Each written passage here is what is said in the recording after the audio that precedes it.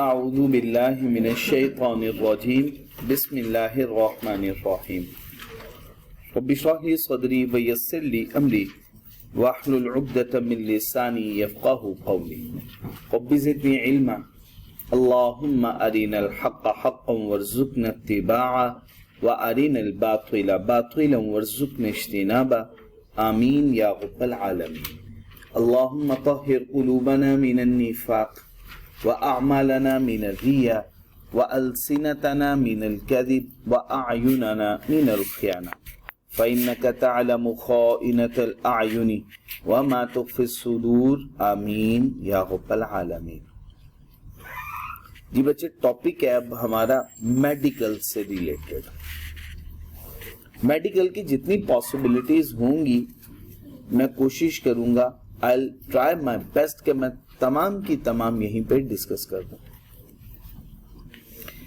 सबसे पहली जो सिचुएशन है, फर्स्ट वन पॉइंट है, इसको हम कहते हैं मेडिकल फैसिलिटी, या इसका एक दूसरा नाम है, इसको बोलते हैं reimbursement.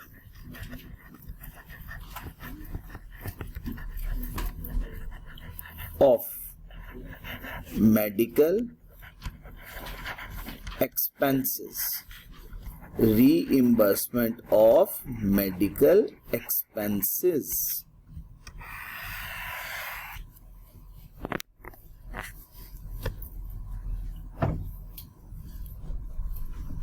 Medical facility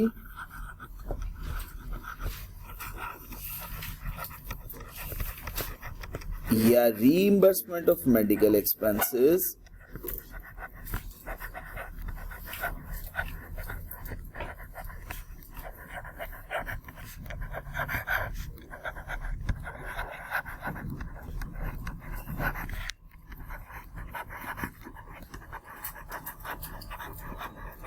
is exempt from tax।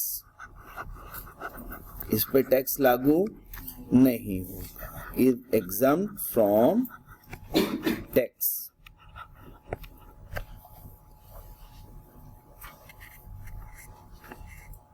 Medical facility और reimbursement of medical expenses is exempt from tax। Got it?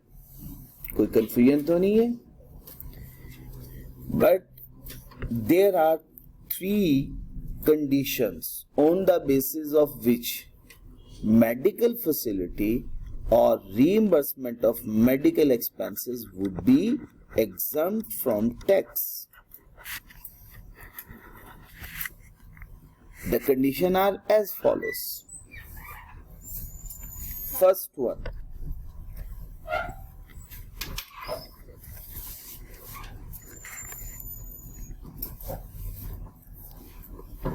As per employment contract होनी चाहिए मेडिकल की फैसिलिटी। मेडिकल की फैसिलिटी कैसे प्रोवाइड की जाएगी? As per employment contract. मैंने short लिखा है, बात समझ में आ जाएगी ना आप लोगों को। ये फैसिलिटी एम्प्लॉयर प्रोवाइड करेगा किस तरह से? अगर तो एम्प्लॉयमेंट कॉन्ट्रैक्ट में लिखी हुई है तो फिर एग्जम्प्ट होगी, और अगर नहीं लिखी, जैसे फॉर एग्जांपल एक एम्प्लॉय कुछ रोज से आया नहीं, कुछ रोज के बाद आया और एम्प्लॉयर ने उसे देखा और एम्प्लॉयर ने पूछा, भाई आप कहां थे पिछले कई रोज से, नजर ही नहीं आ रहे थे। बीमार पड़ गया था जी। एम्प्लॉय ने जवाब दिया, क्या हुआ था? बताया अपनी बीमारी के बारे में। उसने कहा, अच्छा कहां से इलाज करवाते थे? वो फलां क्लिनिक से या हॉस्पिटल से। उसके बिल पड़े हुए हैं? जी बिल पड़े हुए हैं। अकाउंटेंट के पास जाइएगा, सभी बिल सबमिट करवा के रीइंबर्समेंट करवा लें। अगर ये एम्प्लॉयमेंट कॉन्ट्रैक्ट में होता तो उसने ये कहने की जरूरत नहीं थी, उसने खुद ब खुद चले जाना था। अब यहाँ पे ये एज पर एम्प्लॉयमेंट कॉन्ट्रैक्ट नहीं है। क्या ये मेडिकल फैसिलिटी एग्जम्प्ट होगी या reimbursement of medical expenses exempt होगा? नहीं, क्योंकि not as per employment contract. समझ आ गई बात? सेकंड वन, अभी फर्स्ट कंडीशन पढ़िए। कितनी कंडीशंस है total? 3 conditions. Second one condition, employer attestation, उस बिल के ऊपर कौन अटेस्ट करेगा? एम्प्लॉयर अटेस्टेशन की जरूरत है, एम्प्लॉयर के अप्रूवल की जरूरत है। बिल को कौन अप्रूव करेगा? एम्प्लॉयर। थर्ड वन, कितनी कंडीशन है टोटल? 3, 2 पढ़ ली। पहली बात क्या पढ़ी कि मेडिकल की फैसिलिटी या reimbursement as per employment contract receive हो। सेकेंड वन, एम्प्लॉयर उसको अटेस्ट करे। Third one, NTN of medical practitioner, medical practitioner का एनटीएन नंबर अवेलेबल होना चाहिए, या वो हॉस्पिटल जिससे इलाज मुआवजा करवाया उसका, या वो क्लिनिक। तीनों कंडीशन मुर्तजा भाई पूरी हो गई। कौन कौन सी है बताइएगा? हाँ, ये facility as per employment contract receive हो। सेकंड वन, एम्प्लॉयर बिल्स को अटेस्ट करे। थर्ड वन, एनटीएन किसका? मेडिकल प्रैक्टिशनर, वो डॉक्टर का जो इलाज कर रहा है, या वो हॉस्पिटल जहां से इलाज करवाया जा रहा है, या वो क्लिनिक जहां से इलाज करवाया जा रहा है। अगर तीनों कंडीशन साइमल्टेनियसली पूरी हुई तो मेडिकल फैसिलिटी क्या हो जाएगी? एग्जाम। कोई दिक्कत? एनटीएन होता है नेशनल टैक्स नंबर। जब भी कोई अपने आप को एफबीआर से रजिस्टर्ड करवाएगा तो एफबीआर उसको एक नंबर अलॉट कर देगा, वो नंबर कहलाता है एनटीएन नंबर।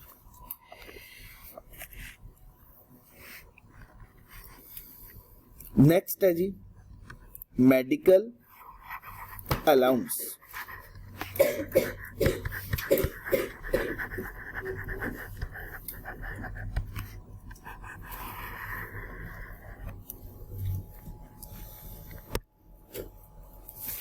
मेडिकल अलाउंस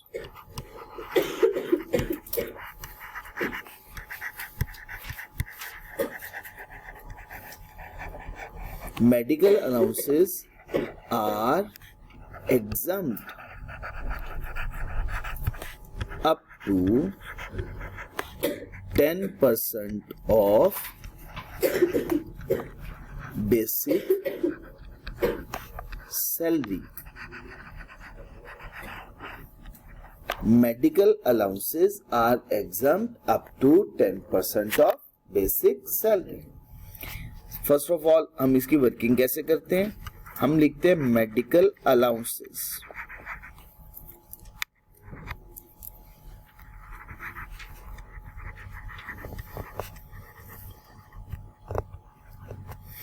और इसमें से लेस करते हैं exempt up to 10% of basic salary. ठीक हो गया? बाकी अमाउंट क्या हो जाएगी? टैक्सेबल। इसमें भी 3 केसेस बन सकते हैं, मैं बताता हूं, जरा देखिएगा। लेट्स सपोज मेडिकल अलाउंस है 100,000 का, और जो बेसिक सैलरी का 10% है वो भी 100,000 है। इसका मतलब है अब टैक्सेबल अमाउंट तो कुछ भी नहीं हुई, 0 हो गई।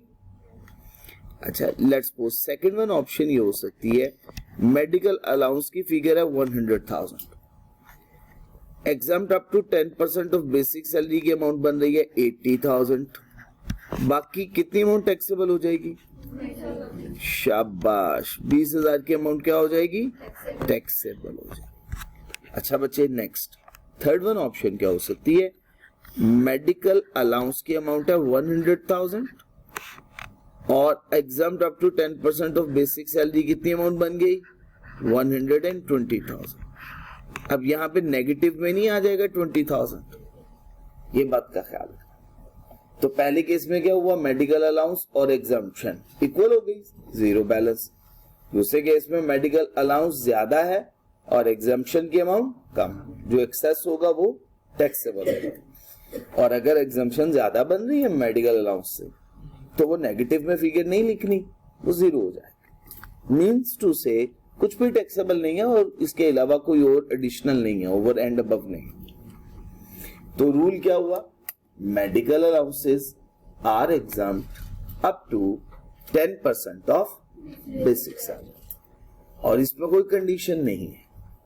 ये 3 कंडीशन जो पढ़ी हैं वो किससे रिलेटेड थी, मेडिकल फैसिलिटी से रिलेटेड या रीइंबर्समेंट ऑफ मेडिकल एक्सपेंसेस।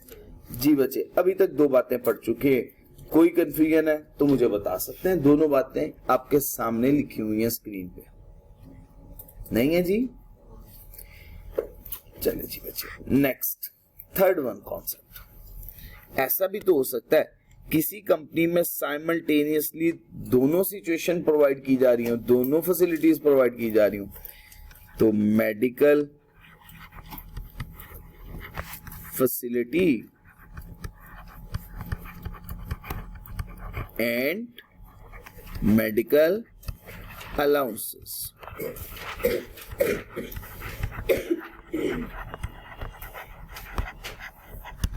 अच्छा बच्चे, अगर ये दोनों फैसिलिटीज बेनिफिट साइमल्टेनियसली प्रोवाइड की जा रही है, तो मैं पहले कहता हूं कि मेडिकल की फैसिलिटी एज पर कॉन्ट्रैक्ट है। मेडिकल फैसिलिटी क्या है, as per contract available. Medical facility as per contract है। As per contract means to say ये तमाम की तमाम तीनों कंडीशंस पूरी हो रही हैं।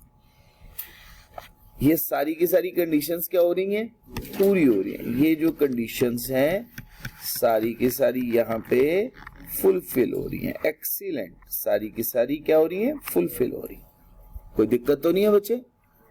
फिर क्या होगा, फिर जरा ये जाने। फिर होगा मेडिकल फैसिलिटी या बच्चे reimbursement of medical expenses, reimbursement of, शाबाश, reimbursement of medical expenses.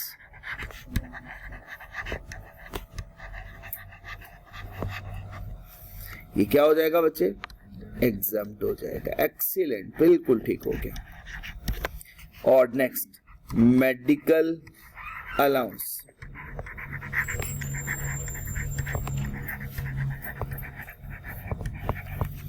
Fully taxable. Medical allowance क्या हो जाएगा, फुली टैक्सेबल। बात समझा पाए हो?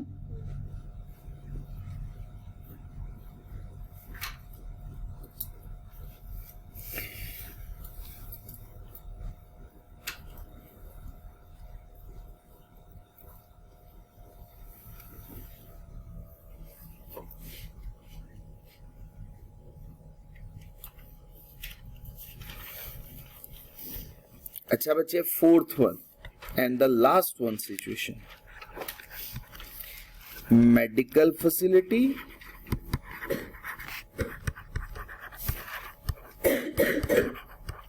या जिसे हम रीइंबर्समेंट ऑफ मेडिकल एक्सपेंसेस भी कहते हैं, और मेडिकल अलाउंसेस, दोनों फैसिलिटीज, दोनों बेनिफिट्स साइमल्टेनियसली रिसीव हो रहे हैं एक ही एम्प्लॉय को।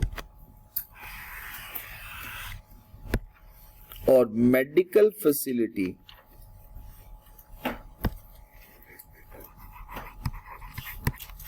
नॉट एज पर कॉन्ट्रैक्ट है, मीन्स टू से ऊपर वाली तीनों कंडीशन में से कोई एक या तीनों ही कंडीशंस पूरी नहीं हो रही। फिर क्या होगा, मेडिकल फैसिलिटी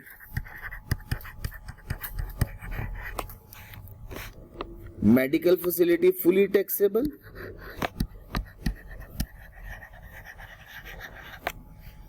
और medical allowance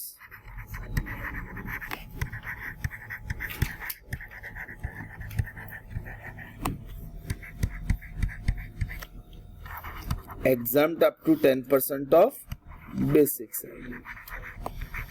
Exempt up to 10% of basic salary.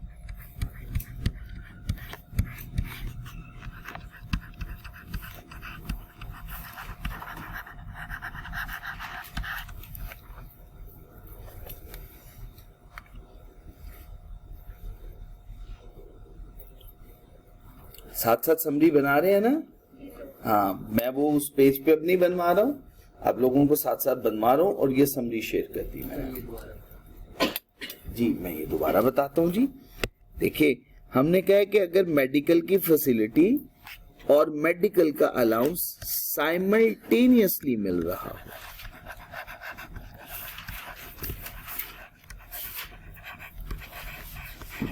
दोनों इकट्ठे मिल रहे, और फिर साथ ही साथ हमने कहा मेडिकल की फैसिलिटी एज पर कॉन्ट्रैक्ट नहीं है, तो फिर क्या होगा? मेडिकल की फैसिलिटी एग्जम्प्ट भी नहीं होगी, क्या हो जाएगी? Fully taxable.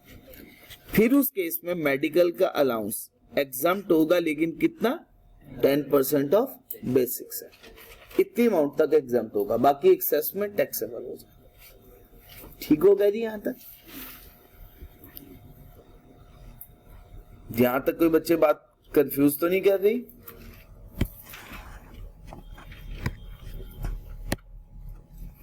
बच्चे आपकी किताब से रीडिंग करने वाले हैं, मेडिकल फैसिलिटी और इसका दूसरा नाम क्या पढ़ा था? शाबाश। इन accordance with terms of employment, अगर ये एम्प्लॉयमेंट के टर्म्स के मुताबिक हुआ तो फिर क्या उसूल होगा? Fully exempt. और अगर ना हुआ इन केस, तो फिर फुली टैक्सेबल हो जाएगा। अच्छा, अगर एनटीएन मेडिकल प्रैक्टिशनर का अवेलेबल हो और एम्प्लॉयमेंट की अटेस्टेशन हो, तो कितनी कंडीशन हो गई है इसकी? 3। पहली कंडीशन क्या? इन accordance with terms of contract हो गया। दूसरे नंबर पे क्या मौजूद होना चाहिए? और थर्ड वन क्या? बातें क्लियर हो गई ना? तो ये तीनों बातें मैंने सेपरेट करके आपको लिखवा भी दी कि अगर ये तीनों कंडीशन पूरी हुई तो एग्जम्प्ट होगा।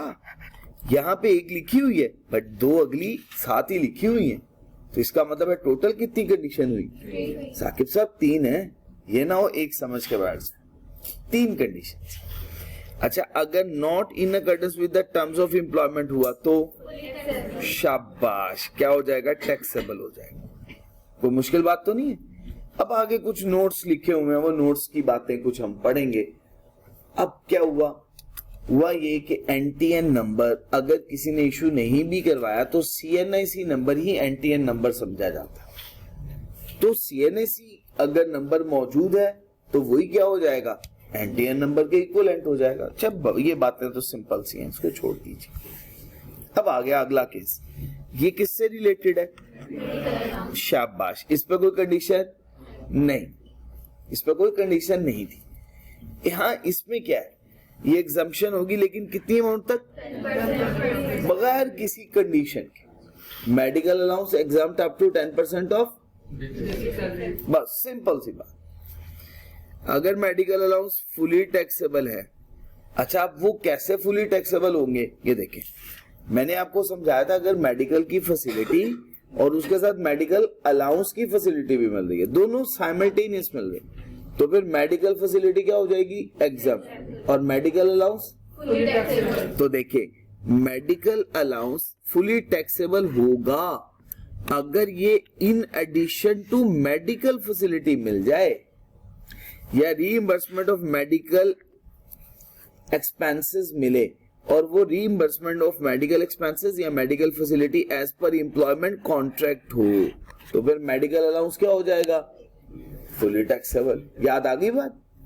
देखिए, अभी डिस्कस की है मेरे साथ आपने, हमने अभी ये बात पढ़ी थी जी। कहाँ पे ये बात पढ़ी? ये पढ़ी है जी, अभी पढ़ी हमने ये बात। देखिए, मैंने कहा एज पर कॉन्ट्रैक्ट हो, तो फिर मेडिकल की फैसिलिटी क्या है? एग्जाम। और मेडिकल अलाउंस फुली टैक्सेबल। शाबाश, बात क्लियर हो गई। यही बात यहाँ पे भी हम कर रहे हैं ना, कोई मुश्किल बात तो नहीं है ये। अच्छा, अब समरी में medical allowance exempt up to 10% of basic salary. अगर मेडिकल अलाउंस और मेडिकल की फैसिलिटी दोनों इकट्ठी मिल रही हैं और विद टर्म्स ऑफ एम्प्लॉयमेंट है, विद टर्म्स ऑफ एम्प्लॉयमेंट, तो मेडिकल अलाउंस क्या हो जाएगा? और मेडिकल की फैसिलिटी शाबाश। लेकिन आगे वो तीनों कंडीशन का पूरा होना नेक्स्ट। अगर मेडिकल अलाउंस और मेडिकल की facility as per employment contract नहीं है, बात समझ में आ गई है ना? अगर एम्प्लॉयमेंट कॉन्ट्रैक्ट के मुताबिक नहीं है तो फिर मेडिकल अलाउंस क्या होगा, एग्जाम्प्ट होगा अप टू, और मेडिकल फैसिलिटी, शाबाश, समझ आ गई है? ये आपकी बुक से मैंने रीडिंग भी कर दी, अब याद करने में दिक्कत तो नहीं होगी इंशाअल्लाह, अल्लाह ने चाहा तो नहीं होगी दिक्कत। अच्छा, अब एक क्वेश्चन भी करते हैं, practice question. Medical reimbursement is provided in terms of employment subject to maximum 300,000 per annum। एक बिल आ गया 4,60,000 रुपए का, has been reimbursed on employee special request with NTN of medical practitioner। अब ये आपके सामने केस है, मैं अगर आपसे पूछूं, कहता है ये देखे 4,60,000 का बिल आया है, इसमें से 3 लाख की अप्रूवल है हुई है, वो कहते हैं कि जी मेडिकल फैसिलिटी मिलेगी, लेकिन कितनी अमाउंट तक की? अच्छा, इसको क्या समझा जाएगा, एज पर एम्प्लॉयमेंट कॉन्ट्रैक्ट, शाबाश, ये एज पर कॉन्ट्रैक्ट है। लेकिन जो बाकी 1,60,000 भी मिल गया, क्या वो एम्प्लॉयमेंट कॉन्ट्रैक्ट के मुताबिक है? और अगर कॉन्ट्रैक्ट के मुताबिक ना हो तो क्या हो जाएगा? तो ये तो हो गया एग्जाम्प्ट, और दूसरा क्या हो जाएगा? शाबाश, तो बड़े इंटेलिजेंट है। पढ़े जरा, मैंने तभी हाइड किया था। 3 लाख क्या होगा, क्योंकि ये किसके मुताबिक है, और 1,60,000 not in accordance with terms of, और फिर क्या हो गया? शाबाश, एक्सीलेंट। मुश्किल बात तो नहीं है, समझ आई है? अच्छा, अब अगला भी देख ले। मेडिकल अलाउंस 31 दिसंबर 2004 तक प्रोवाइड किया गया। After revision in terms of employment, medical facility now being provided from 1 January 2005 instead of medical allowances. अच्छा, जो मेडिकल की फैसिलिटी, अब ये साइमल्टेनियस नहीं समझी जाएगी। क्यों? पहले 6 माह सिर्फ एक फैसिलिटी, अगले 6 माह सिर्फ एक फैसिलिटी। पहले 6 माह मेडिकल अलाउंस, सॉरी, पहले 6 माह मेडिकल फैसिलिटी है, नहीं मेडिकल अलाउंस है, बिल्कुल सही हो। अगले 6 माह मेडिकल, तो मेडिकल अलाउंस पे रूल क्या होता है? एग्जाम्प्ट अप टू 10% ऑफ, और मेडिकल फैसिलिटी फुली एग्जाम्प्ट अगर एज पर कॉन्ट्रैक्ट। तो बच्चे कर लेंगे अब आप लोग, कोई मुश्किल बात तो नहीं। तो ये देख लेना, ये बात लिखी हुई है, it can not be termed in addition to medical facility. हम ये नहीं कहेंगे ये इजाफी मिल रहा है या साइमल्टेनियसली मिल रहा है, ऐसा नहीं है। दोनों इकट्ठी तो मिल नहीं रही, इकट्ठी तब मिलती ना, पहले 6 माह में मेडिकल की फैसिलिटी भी होती और मेडिकल का अलाउंस भी होता, फिर हम कहते हैं ये दोनों इकट्ठी मिल रही। अब समझ आ गई बात की? चले जी बच्चे, कोई दिक्कत? चले, मैं आपको समरी से भी पढ़ देता हूं ताकि आपको समरी से भी कोई कंफ्यूजन ना हो।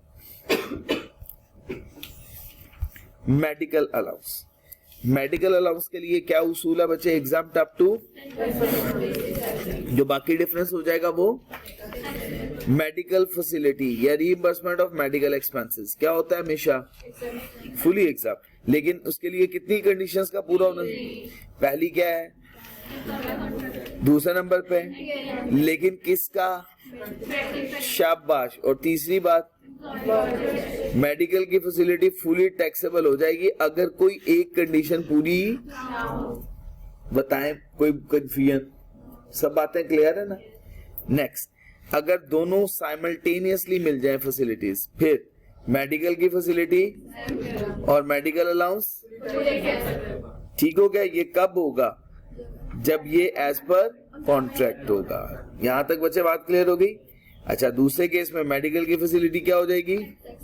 और medical allowance exempt up to 10% of, अगर not in accordance with the terms of employment हुआ। अगर ये एम्प्लॉयमेंट के टर्म्स के मुताबिक ना हुआ तो ऐसा होगा।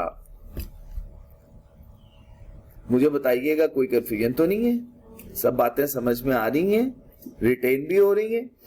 कंक्लूड करें एक दफा, फिर उसके बाद अगले टॉपिक की तरफ हम मूव करते हैं इंशाअल्लाह।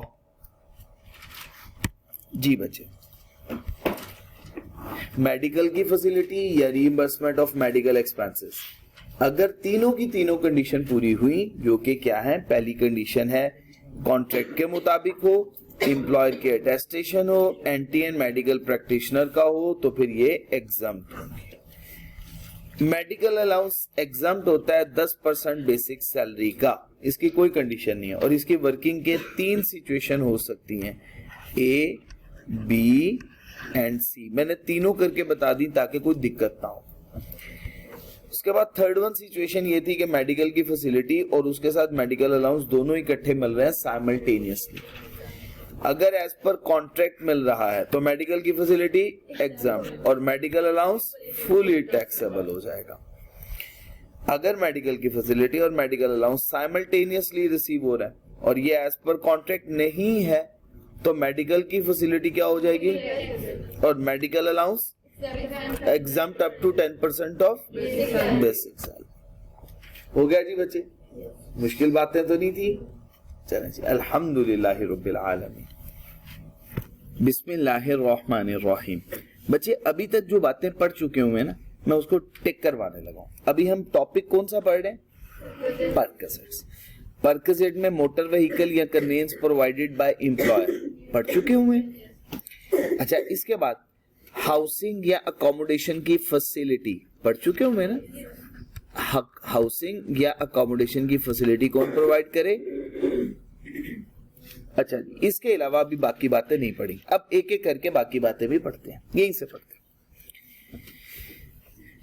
अगर कभी एम्प्लॉयर घर के लिए कोई हाउसकीपर रखवा दे, ड्राइवर रखवा दे, गार्डनर या कोई और असिस्टेंट और उसकी तनख्वाह वो देना शुरू कर दे। एम्प्लॉयर ने मुलाजिम तो रखवा दिया, जैसे आपने देखा होगा गवर्नमेंट के केस में अमूमन ड्राइवर रखवा दिया जाता है, गार्डनर मौजूद होता है, कुक मौजूद होता है, बाकी काम के लिए भी कोई ना कोई मुलाजिम मौजूद होता है और उसकी तनख्वाह कौन दे रहा होता है? एम्प्लॉयर। क्या वो अमाउंट जो कि उसको पे की जा रही है, किसको? उनके मुलाजिमीन को, वो एम्प्लॉय का क्या कंसीडर हो जाएगा? बेनिफिट। क्या कंसीडर हो जाएगा? बेनिफिट कंसीडर होगा और ये फुली टैक्सेबल हो जाएगा। याद रखना, सैलरी जो पे की जाएगी एम्प्लॉय को, सैलरी ऑफ एम्प्लॉय, एम्प्लॉय से मुराद क्या? मुलाजिम। यहां पे एम्प्लॉय से मुराद वो वाला एम्प्लॉय नहीं है। ये क्या कंसीडर हो जाएगी? बेनिफिट। और ये बेनिफिट होगा तो बेनिफिट पे रूल क्या होगा? Fully taxable. ये टैक्सेबल है। किसी बच्चे को कोई कंफ्यूजन, लेट्स सपोज पेपर में सवाल आ गया, उन्होंने कहा जी एक गार्डनर रख के दिया हुआ है, माली, जो कि घास जितनी भी होती है या बाकी पौधे वगैरह हैं या फूल वगैरह हैं उनकी देखभाल करता है, हर महीने 10,000 रुपया उससे एम्प्लॉयर पे करता है। हम इस जिसकी वर्किंग हम कर रहे हैं उसकी वर्किंग में टैक्सेबल सैलरी इनकम में कितनी अमाउंट शामिल करेंगे? बताएं जरा जल्दी से। 10,000 एक माह की है, मल्टीप्लाई कितने से करेंगे तो टोटल कितनी अमाउंट होगी? 1,20,000 सैलरी इनकम में शामिल कर देंगे। यही बात है ना, सबको यही समझ में आई है? चले जी, अल्हम्दुलिल्लाह। बाज़ औक़ात होता है जब भी वर्ड बोला जाए ना यूटिलिटी, यूटिलिटी का मतलब है 4 चीजें, गैस, पानी, बिजली, टेलीफोन। क्या है यूटिलिटी का? क्या मतलब हुआ? 4 चीजें, गैस, पानी, बिजली और टेलीफोन। इन चारों के बिल की अमाउंट अगर एम्प्लॉयर पे कर दे या किसी एक बिल की अमाउंट पे कर दे, क्या हो जाएगा? उसूल टैक्सेबल, बिल्कुल फुली टैक्सेबल है ये। इसमें बताइएगा कोई कंफ्यूजन? मुदस्सिर भाई कोई कंफ्यूजन तो नहीं है? ठीक है, ठीक तो लिखा हुआ है लेकिन आपको समझ आ गई? चलिए अल्हम्दुलिल्लाह। अब ये 2 केसेस हैं, पहले अच्छे तरीके से समझ लें, फिर उसके बाद इसकी रीडिंग करूंगा। इसमें बच्चे ना कंफ्यूजन का शिकार हो जाते, इसको कंफ्यूज कर जाते।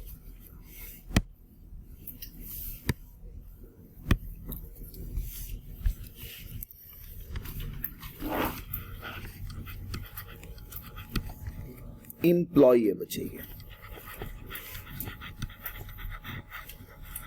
मिस्टर सीए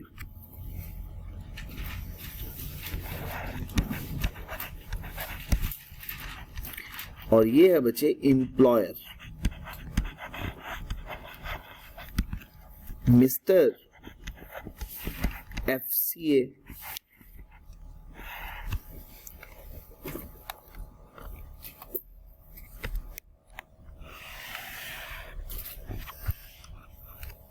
इन दोनों के दरमियान में एक कॉन्ट्रैक्ट हुआ है, उस कॉन्ट्रैक्ट को क्या बोलेंगे बच्चे?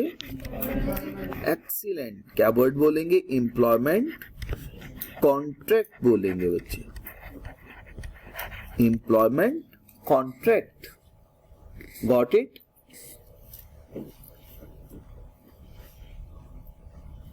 अच्छा बच्चे, लेट्स सपोज एम्प्लॉय ने एम्प्लॉयर से लोन एक्वायर किया, कर्जा लिया।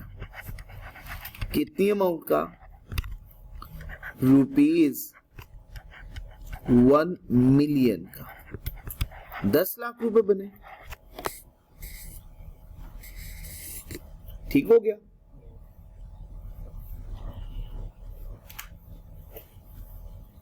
और इसने वादा किया 6 माह बाद दूंगा, आफ्टर 6 मंथ्स पे करूंगा।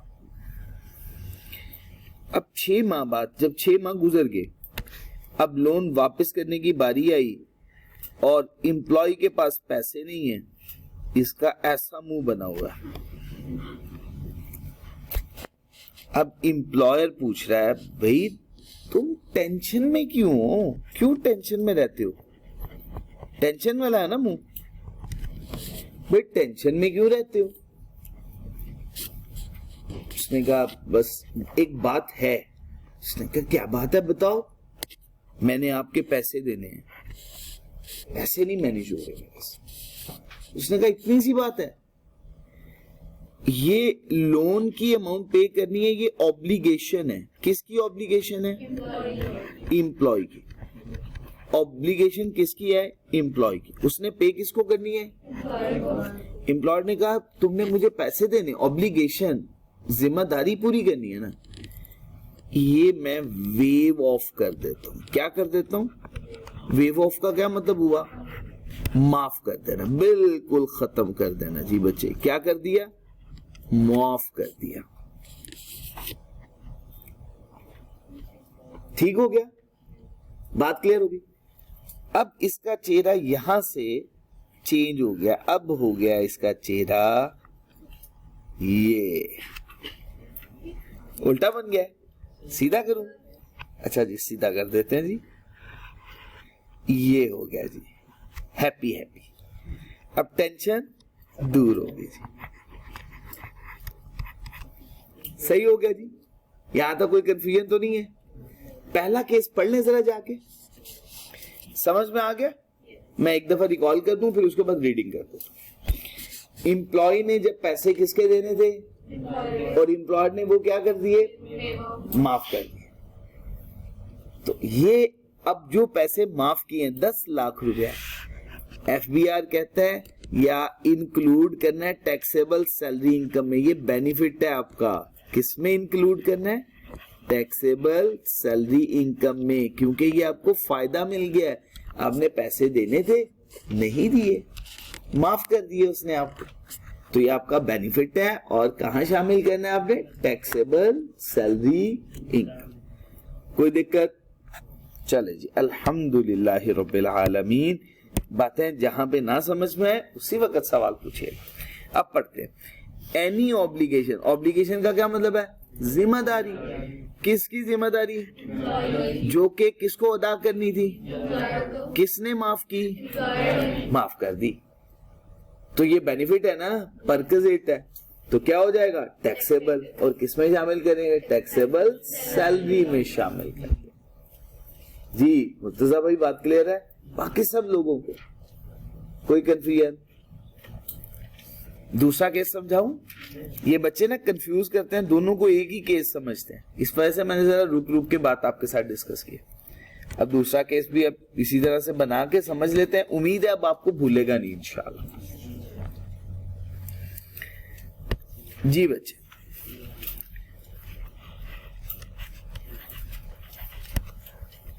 ये है एम्प्लॉय।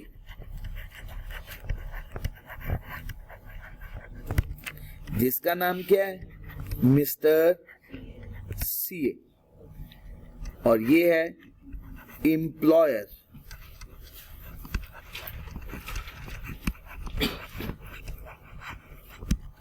जिसका नाम क्या है? Mister FCA. इन दोनों के दरमियान में जो कॉन्ट्रैक्ट होगा वो क्या कहलाएगा? Employment contract. कोई ऐसी बात जो आपको ना समझ में आई हो, पूछ सकते हैं बच्चे मेरे से। Employment contract. अच्छा बच्चे, एम्प्लॉय को पैसों की जरूरत पड़ गई। किसकी जरूरत पड़ गई? पैसों की जरूरत पड़ गई। अब इसके पास पैसे नहीं है, उसको पैसों की जरूरत पड़ गई, टेंशन में आ गया। इसने कांटेक्ट किया अपने एक बहुत अच्छे दोस्त से। ये है जी फ्रेंड उसका, जिसका नाम क्या है? Mister A. और कहा मुझे पैसों की जरूरत है। उसने कहा बस ये छोटी सी मुश्किल है, कोई मसला नहीं, हम आपको लोन प्रोवाइड कर देते हैं। इसने क्या प्रोवाइड कर दिया? लोन प्रोवाइड कर दिया।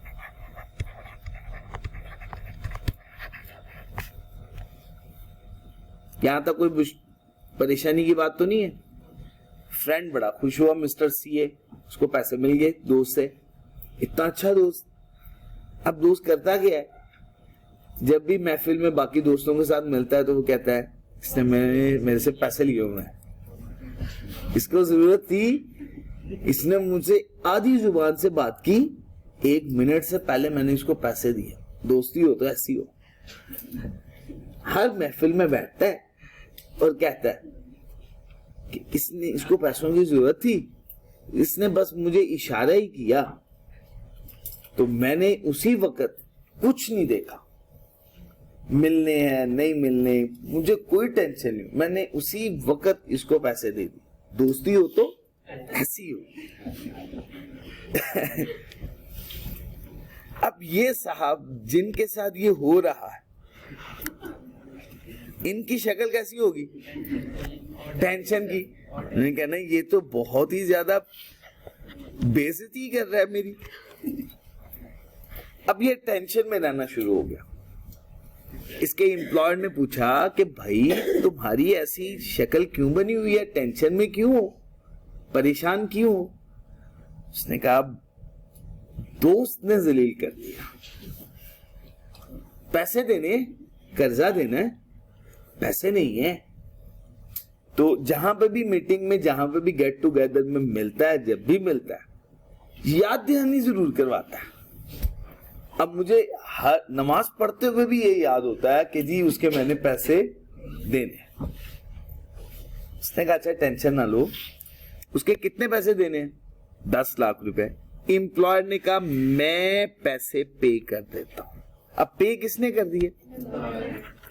अब यहां पे ऑब्लिगेशन एम्प्लॉयर को नहीं अदा करनी थी, किसी थर्ड पार्टी को अदा करने थे पैसे। लेकिन उसको पैसे अदा किसने कर दिए? पे कर दिए, अदा कर दिए। ऑब्लिगेशन पे की है। अब किसने पे की? और पे करने के बाद क्या कह रहा है? मैंने तुम्हें माफ कर दिए पैसे, पैसे तुम्हें मैंने माफ कर दिए। और अब मैं किसी मीटिंग में बैठ के ये नहीं कहूंगा। ठीक हो गया जी।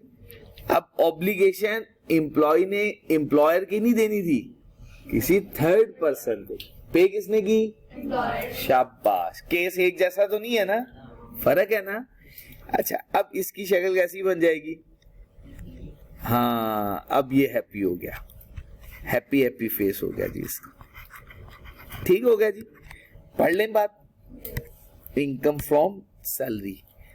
जी बच्चे, any obligation of an employ, कोई भी जिम्मेदारी जो कि एम्प्लॉय की थी, देने किसको थे? किसको नहीं देने थे? एम्प्लॉयर को नहीं देने थे। अब किसको देने थे? Another person.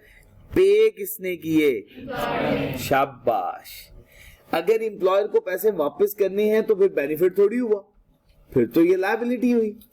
इसका मतलब है यहां पे क्या अजम्पशन है कि अब उसको माफ भी कर दी, तो ये क्या बन गया बेनिफिट। और अगर बेनिफिट है तो फिर टैक्सेबल भी होगा। सही हो गया ना? कोई दिक्कत तो नहीं है बच्चे? यहां तक सबको क्लियर हुआ है? ये दोनों केसेस में फर्क समझ में आया? एम्प्लॉयर के पैसे अगर अदा करने थे, एम्प्लॉयर माफ कर रहा था, एम्प्लॉय ने किसी थर्ड पर्सन या किसी और पर्सन के पैसे देने थे, एम्प्लॉयर ने दे दिए और उसके बाद माफ कर दिया। ठीक हो गया जी बच्चे? तो ये थे परक्विजिट्स के पॉइंट्स जो हमने अभी तक पढ़े। अगले पॉइंट्स, ये एक केस जरा मैं आपके साथ डिस्कस कर देता हूं। ये केस हमारा थोड़ा सा लेंथी केस है, लोन वाला। ये तो अभी हम आज नहीं पढ़ पाएंगे, बट ये पढ़ सकते हैं। ठीक हो गया?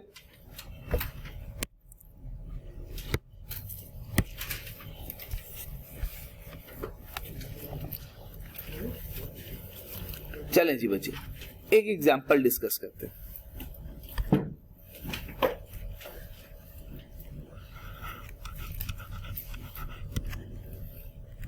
ये एम्प्लॉय मिस्टर सीए और एम्प्लॉयर, कंपनी भी हो सकता है और कोई इंडिविजुअल पर्सन भी तो हो सकता है, एओपी भी हो सकती है। Employer mister FCA. अच्छा, एम्प्लॉयर ने अपने एम्प्लॉय को इस्तेमाल के लिए कन्वेंस या गाड़ी प्रोवाइड की। ठीक हो गया? गाड़ी प्रोवाइड की 5 इयर्स के लिए। 5 साल के बाद ये गाड़ी वापस लेके नई गाड़ी दे देगा। यहां तक हो गया? अच्छा, 5 साल के बाद एम्प्लॉय जब गाड़ी वापस करने लगा एम्प्लॉयर को, उसने कहा सर आपने ये बाहर बेचनी है गाड़ी? उसने कहा हाँ ये मैंने गाड़ी बेचनी है। उसने कहा सर ये गाड़ी आप ऐसा करें मुझे ही दे दें। ठीक हो गया? अच्छा, अब अगर एम्प्लॉयर ने ये गाड़ी एम्प्लॉय को बेच दी तो फिर उसके लिए हमें एक कैलकुलेशन करनी होगी। क्या calculation? Fair market value of asset. किसी भी एसेट की फेयर मार्केट वैल्यू आपने कंसीडर करनी है उस दिन की जिस दिन ये गाड़ी एम्प्लॉयर ने किसको दे दी? एम्प्लॉय। लेस कर देना कंसीडरेशन पेड बाय एम्प्लॉय। अगर एम्प्लॉयर ने इसके बदले में कोई पैसे अदा किए तो कंसीडरेशन पेड बाय एम्प्लॉय।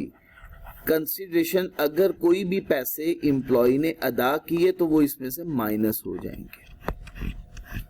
बाकी जो अमाउंट होगी वो बेनिफिट है और टैक्सेबल होगा और टैक्सेबल सैलरी इनकम में शामिल करेंगे। ठीक हो गया? किसी भी ऐसा। अच्छा, अब आप कहेंगे मिसाल के तौर पर उसने कोई भी पैसा नहीं दिया तो कंसीडरेशन पेड क्या हो जाएगा? 0। तो फेयर मार्केट वैल्यू ही क्या बन जाएगा? बेनिफिट बन जाएगा। लेकिन अगर fair market value, let's suppose मैं एक एग्जांपल लेता हूं, फेयर मार्केट वैल्यू है 10 लाख और कंसीडरेशन पे की हुई है 4 लाख रुपए की, तो बताएं कितना बेनिफिट शामिल होगा टैक्सेबल सैलरी इनकम? शाबाश, समझ आ गई ना? अब वो कोई भी एसेट हो सकता है, फ्रिज हो, एसी दे दिया जाए।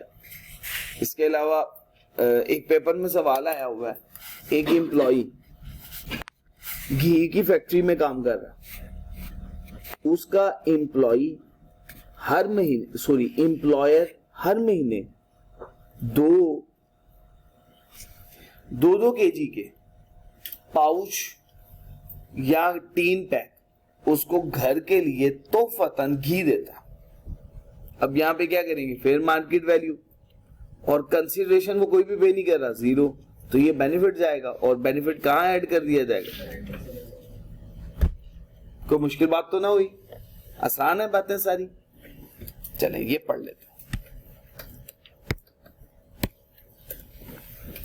Fair market value of any property transferred, fair market value जो भी प्रॉपर्टी ट्रांसफर करेगा, कौन ट्रांसफर करेगा, और any service provided to an employee as reduced by any payment made by the employee in this respect. इसमें से कौन सी payment minus करनी है आपने, जो एम्प्लॉय ने पैसे दे दिए वो माइनस कर देना, या कोई सर्विसेज प्रोवाइड कर दी। जैसे फॉर एग्जांपल उसने कहा सर जी ये एसी बड़ा अच्छा है आपका, ये एसी मुझे दे दे, इसके बदले में मैं आपको ये 1 महीने के लिए आपके माली का काम करूंगा। अब ये सर्विसेज प्रोवाइड कर रहा है ना, अब ये सर्विसेज प्रोवाइड कर रहा है तो इसका मतलब माली को मार्केट में जो सर्विस के बदले में चार्जेस पे करने थे वो माइनस कर दे, जो बाकी हो जाएगा वो बेनिफिट हो जाएगा, या वो कैश देगा या वो सर्विसेज पर, कोई भी ऐसी एग्जांपल हो सकती है। ये तो मैंने बहुत सिंपल से एग्जांपल दी समझाने के लिए।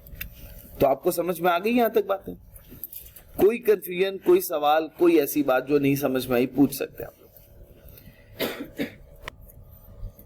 जी बच्चे, अब आपने अपना होमवर्क नोट करना। क्वेश्चन नंबर 1 बच्चे अब आप कंप्लीट कर सकते हैं ना। कल मैंने अकोमोडेशन फैसिलिटी का पढ़ा दिया हुआ है ना आपको। अब आपने ये क्वेश्चन सॉल्व करना, ये आपका होमवर्क है। मेडिकल फैसिलिटी आज पढ़ लिया हुआ है ना, तो क्वेश्चन नंबर 2 अब मुकम्मल सॉल्व हो सकता है। ये आपका होमवर्क है, नोट कर रहे हैं आप लोग?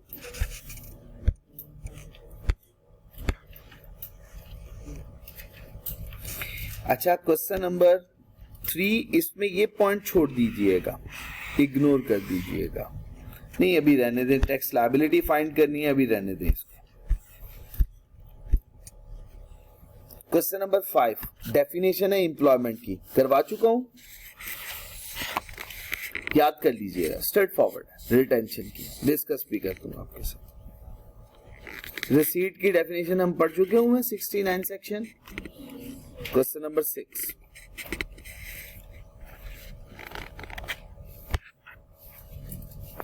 क्वेश्चन नंबर 9 होमवर्क है बच्चे, न्यूमेरिकल।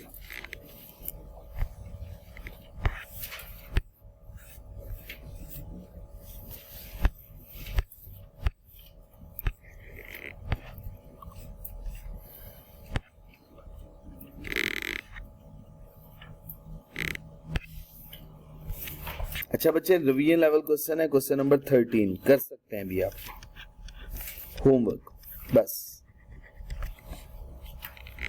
ठीक हो गया जी। कौन कौन सा क्वेश्चन बताया मैंने, लिखवाते हैं मुझे। Question number 1, question number 2, question number 5, question number 6, question number 9 and question number 13 आपका होमवर्क है। कर पाएंगे इंशाअल्लाह बिइज़्निल्लाह। अपना ख्याल रखिएगा, मुझे दुआ में याद रखिएगा। सुब्हानक अल्लाहुम्मा व बिहम्दिक अशहदु अल्ला इलाहा इल्ला अंता अस्तगफिरुका व अतूबु इलैक। अस्सलामु अलैकुम व रहमतुल्लाहि व बरकातुहू।